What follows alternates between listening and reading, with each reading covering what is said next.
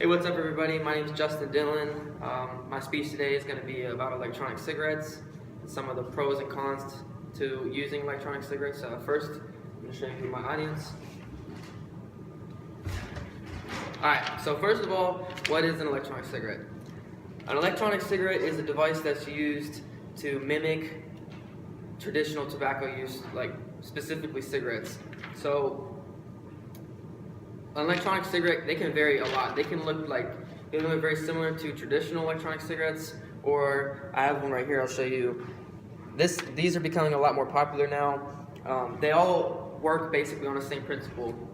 So you have a tank or a container that is going to hold the e-juice, vape juice, whatever you would like to call it. There's a lot of different names now, but you have a container that holds the juice, and then inside here you have a coil, which a coil is just a thin gauge wire that's wrapped in circles, and then it's heated up using the batteries. And you can buy disposable ones, but typically it's more popular if people are buying the rechargeable kind.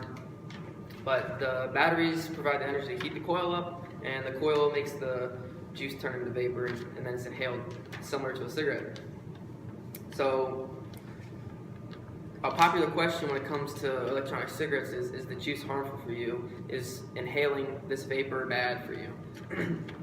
I'm just going to start first of all with nicotine, because the majority of the people who are vaping are using it to quit smoking, and obviously they're addicted to nicotine, so they're going to choose to have nicotine in their vape juice.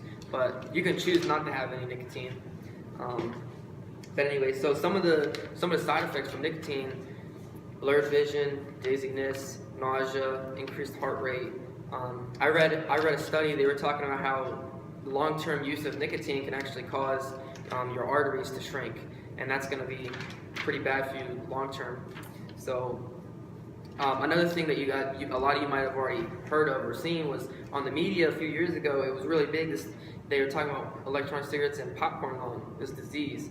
So what happened was there was a lot of companies here in America that were buying and having other companies overseas ship electronic vape juice into America, and those companies weren't really focused that much on the quality of their products. They just wanted quantity. So there's a chemical called diacetyl, which is a butter substitute, and it's used in a lot of our foods, but they never had any experience in inhaling it. Ingesting it was fine, but once people started putting it in a vape juice and inhaling it, it was causing a lot of respiratory problems and a disease called popcorn lung.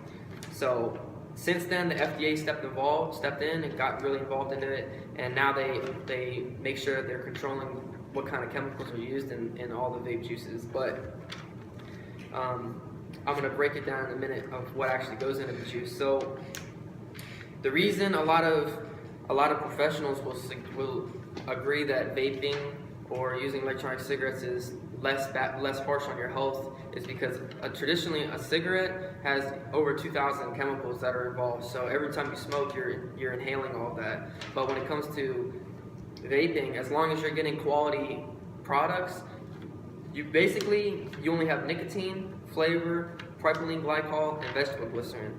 And when people start hearing words like vegetable glycerin or propylene glycol, they start thinking crazy stuff like they're like antifreeze and stuff like that, and none of that's true. So vegetable glycerin is a natural sweetener, and propylene glycol, both of them are natural sweeteners, and they put them in pretty much all the foods that we eat daily. So we already consume them on a daily basis, and it's been proven it doesn't affect your health. So back to the FDA, they're regulating electronic cigarettes now, just like pretty much any other type of tobacco. So you have to be 18. They can't be sold out of vending machines unless it's in an adult-only facility.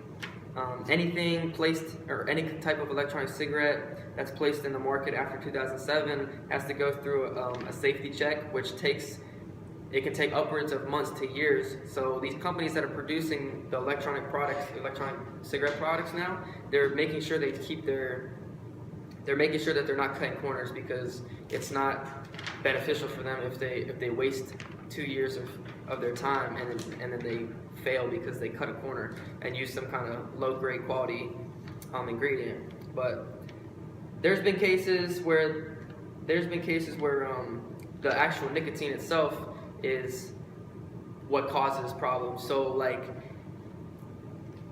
if a child gets a hold of a juice that has nicotine in it, that can be bad for them, just because the nicotine is not technically because of the electronic cigarette, but the FDA is definitely stepping in, and they plan on taking a lot more precautions. They want to make better child resistant packaging, which that should solve that problem. But overall, it's definitely a lot better for you than cigarettes, and you can do the research yourself. You can look it all up. There's a lot fewer chemicals you're putting in your body, and it's just overall it's just a better alternative to smoking. But that's pretty much my speech. Thank you for watching, and I would appreciate your feedback.